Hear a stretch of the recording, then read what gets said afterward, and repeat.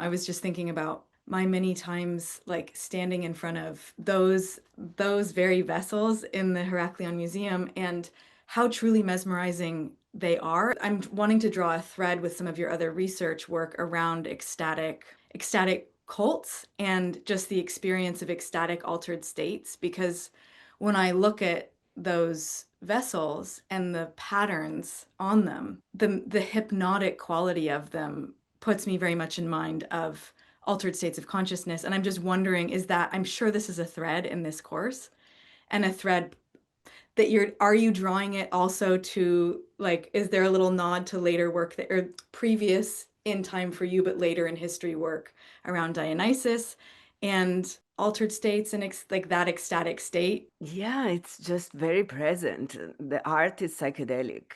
Yeah. It's I think it's still the best term to describe it because it allows you to journey with your mind, with your heart, Mhm. and it does it in such a way that you feel that it was so normal for them to enter into these states or to see the world through these lenses of heightened perception and wonder and being in awe at the beauty also, and just trying to represent beauty by representing this heightened perception of it and the sensuality of it. It's all part of this Minoan way of being. And then, yeah, the connection with Dionysus, I'm still digging into it. I haven't fully grasped it because there is parts that are still missing, but it's clear through the feasting. I know I'm saying this word, I hope with the right pronunciation, because it can mean different things, but it's like feasts, Yeah, please. parties, Yeah, yeah, celebrations. yeah. So this was such a fundamental part of their religious, social, and political life. And these feasts were held by women. So Mhm. the pottery that was used to drink the special brews, that was always spiked wine or of different combinations, the pottery was done by women. The herbs were gathered by women, and the potion was mixed by women.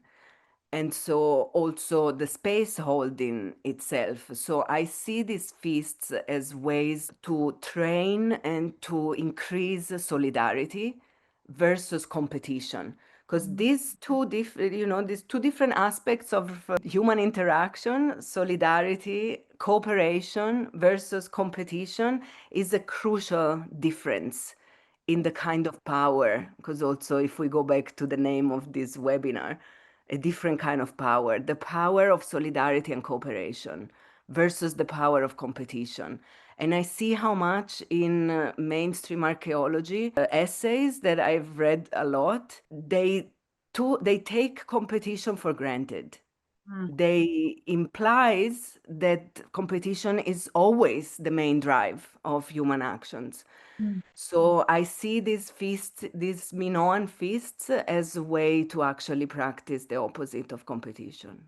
That's beautiful and such a powerful point that we're working from this baseline that competition is inevitable. And I'm just kind of going back for a moment to, the fact just that the iconography, I mean, on the whole, has so little anthropomorphic figures happening in it. Like most of the iconography for a long time isn't even very human centric at all in Minoan in Crete.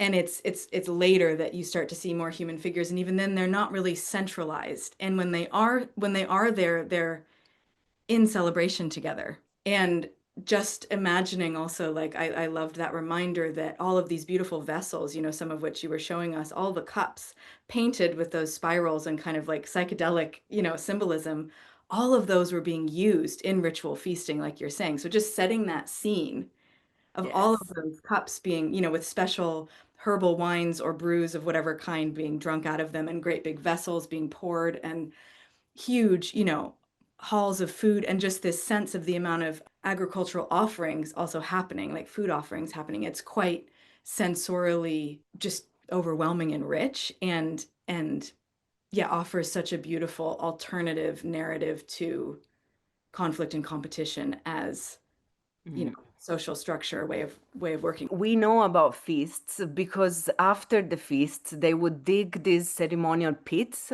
ceremonial waste pits. We say waste, it sounds like garbage, is the opposite. It's sacred.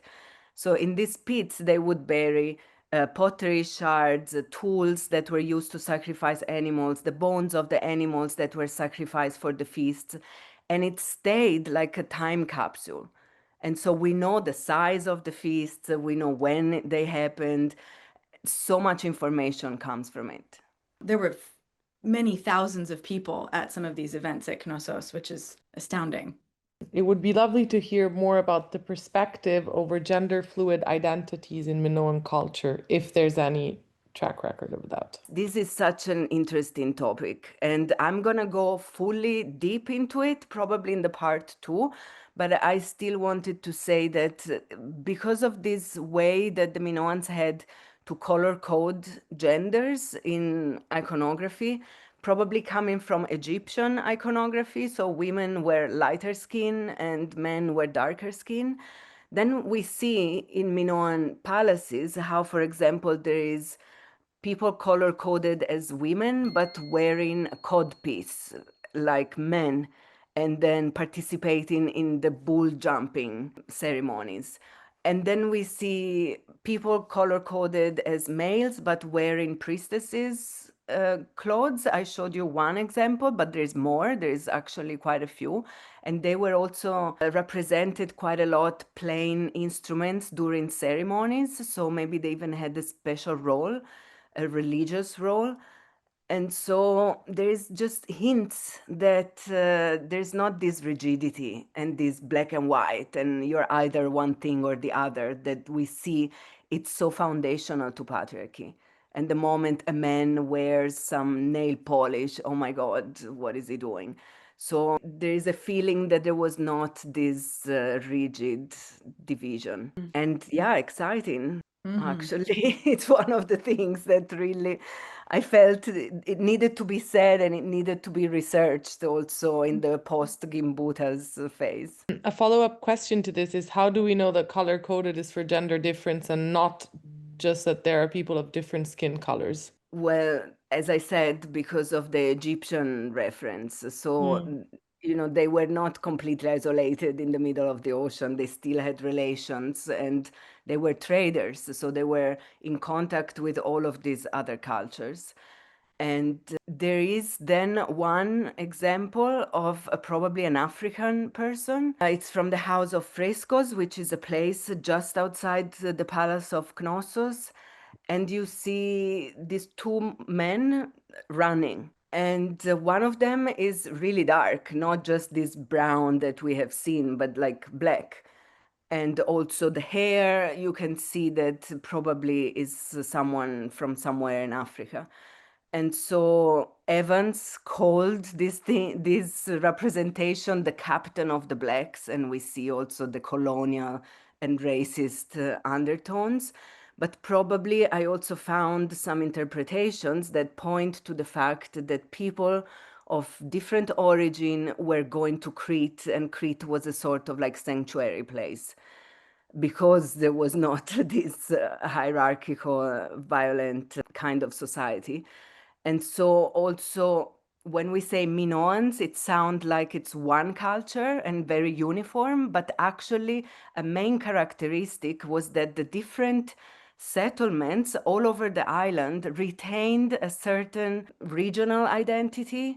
So there was space for different languages and different realities within Crete. And then they also had ways to identify as the inhabitants of the whole island. For example, the double axe that is or the bull horns that are symbols that we see everywhere again and again could represent that island-wide identity. But then many different kinds of people were living there. Find out more on advire.life.